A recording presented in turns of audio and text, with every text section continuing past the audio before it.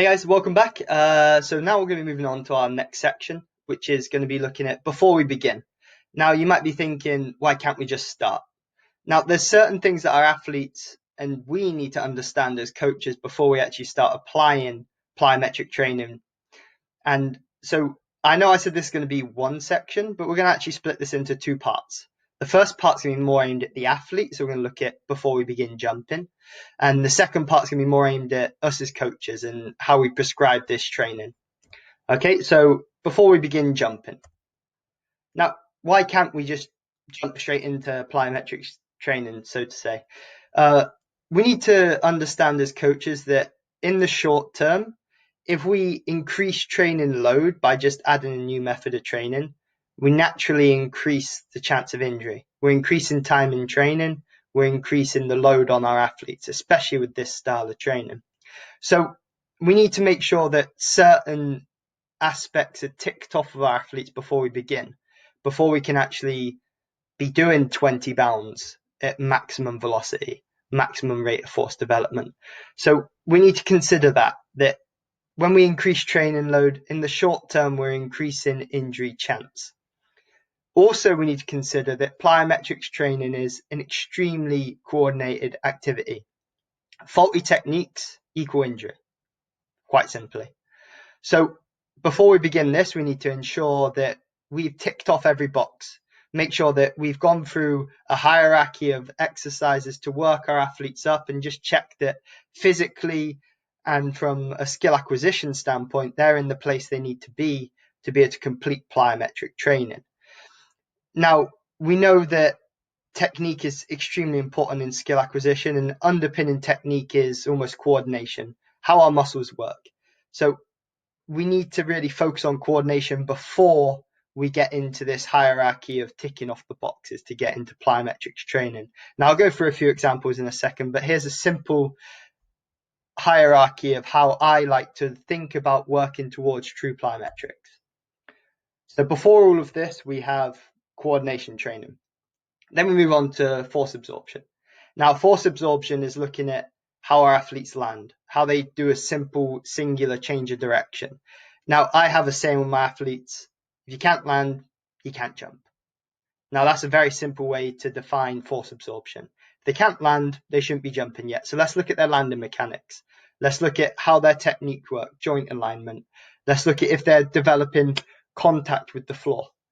Okay, the next step is plyometric strength. Now in this, we start to look at jumping and landing together towards the end. But to begin with, there's going to be box jumps, jumping up to something so that we're looking at just really isolating that first movement before we move on to repeated movements. So does anything start to look wrong? Are we needing to work on anything here? Are they strong enough, quite simply, to move their body mass and actually jump? Are they strong enough to change direction and sprint at 80-90%? Okay, so this is where we start to build up some speed in the movements and we start to build up the intensity of the movements. And then we'd move on to true plyometrics. Now this is where we're looking at repeated bounds, repeated sprints, repeated movements, repeated cuts.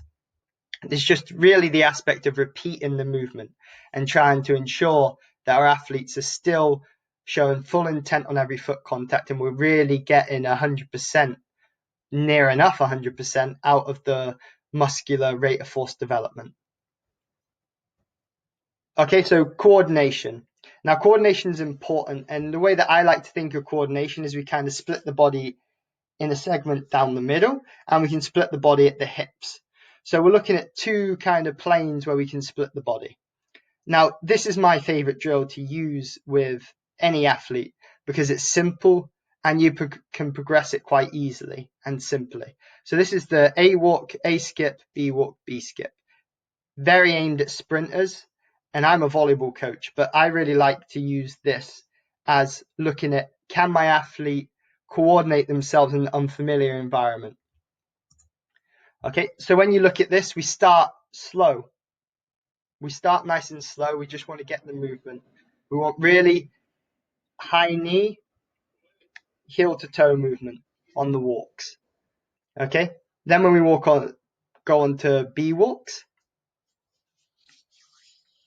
And during all of these drills, we're really looking at just ingraining that the athlete uses different forms of movement in a progressive way.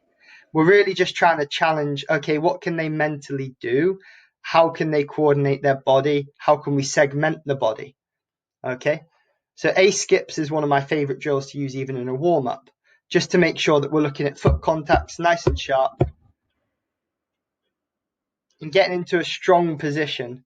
Strong position is really important when we're looking at plyometrics. That can almost be a buzzword for us as coaches. Strong position. We're looking at developing leg stiffness. We want strong positions. Okay. And then obviously moving on to B skips is the final stop. Similar, but we're just looking at getting the leg straight instead. So we've adapted the movement, but we've made the coordination aspect of this difficult because we're constantly changing how we want the athlete to move and how we want them to produce force. Okay, but how do we know when they're ready to move on to the next section, which is force absorption? So the way I like to think about it is we want to use simple progressions and almost over challenge our athletes by the end of these drills so that we can constantly check, okay, are they even getting better with their coordination? Are they starting to understand how their limbs work and move? How can we adapt this?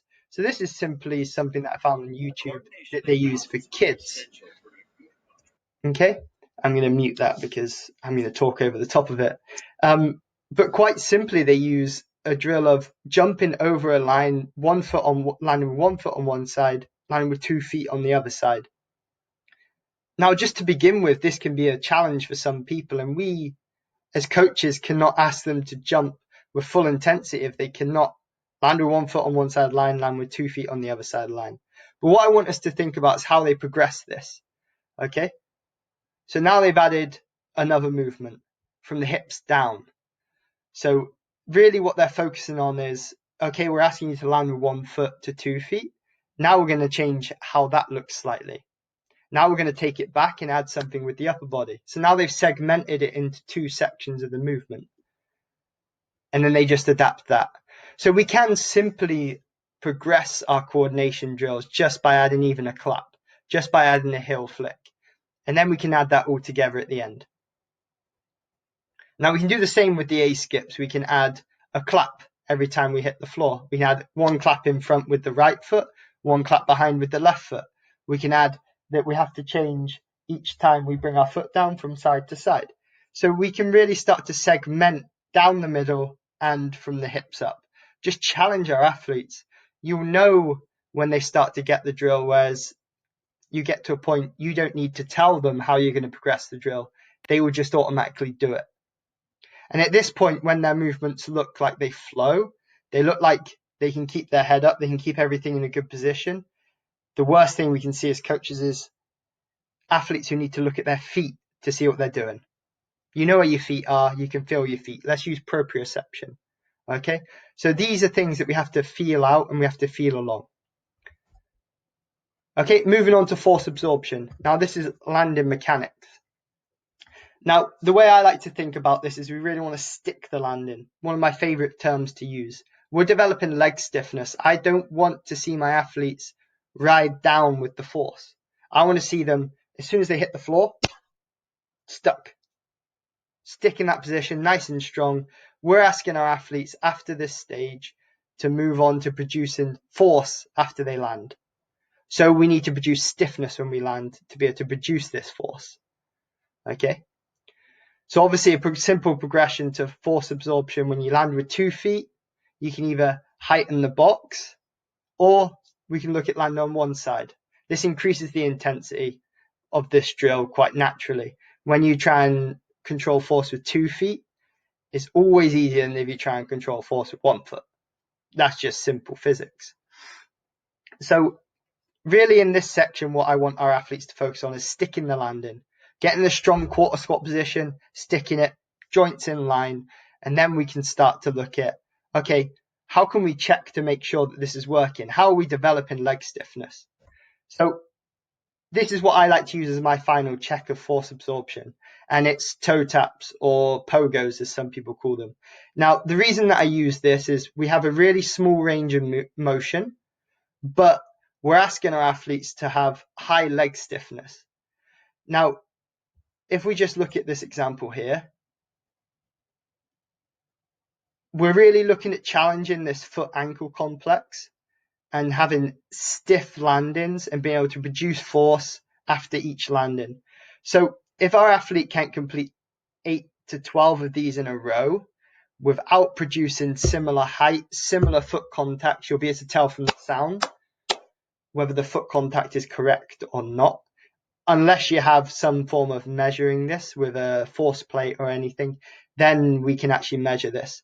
But we want each jump to show the same intent before we start to move on from force absorption into plyometric strength. Now, this is what I like to use as my final check. And really what we're looking at, like I said before, stiff landings, and we're looking at leg stiffness. That's what we're developing in our first section. Okay, then we move on to plyometric strength. Now, like I said before, this is where things start to speed up a little bit and we'll start to increase our range of motion. Now, this is where we actually start to look at singular jumps. Okay, so what I like to begin with is box jumps. So we're looking at a fast triple extension, landing in a quarter squat position on the box still. We're still looking at sticking the landing on the box. Nothing changes there. Okay, we're looking at getting full speed and intent in the jump. Simple progression when we've done 2 legs. Move on to singular leg. Still looking at the same intent, the same aggression. Okay, this is very important that we're looking at singular movements in the plyometric strength. We're starting to look at technique. Do they have collapsing in their knees when they start to jump compared to the landing? We need to address these things, address these problems. Maybe we need to increase their strength, look at their strength program, look at their glute control. Okay, so this is where we can start to check the jumping technique. Okay, and this is what I like to use as my final check before I move on to true plyometrics. Now, this is a drop jump or depth jump. Now, this is a high intense activity and this is difficult, but when we're moving on to true plyometrics, this is one of the drills that we want to use. So let's use it as a final checking point. Can they do a depth jump and produce force into the floor and really jump out? Looking at all of the aspects we've been working on up to this stage: coordination, leg stiffness, and then we're looking at the jump as well. Can they use their leg stiffness to produce force and really change the direction of that force in a vertical manner with a lot of speed in a plyometric way? Now, this is a great time for us to measure. If we have a force platform, jumping mat, we can really measure the contact time. We can look and see if our athletes are ready to do this. And we can use slow motion cameras. Okay, when we use slow motion cameras, we can really break down the technique. Okay, but this is my final stopping point before I move on to true plyometrics. Can my athlete express force with a short foot contact time before we actually move on to training with this aspect? Okay, so this is a very good stopping point for this section. So just to go back over it quickly, this is the final stopping point. We have some things we can check before we move on to the next section, and we have a hierarchy of how we want to move our athlete through the movement. But remember, we need to underpin coordination and technique. This is how we can avoid injury. This is how we can make sure that our athletes can work in a plyometric manner, and that this type of training is going to work, is going to produce the adaptations we know it can produce. Well, thank you for listening, and we'll move on to the next section.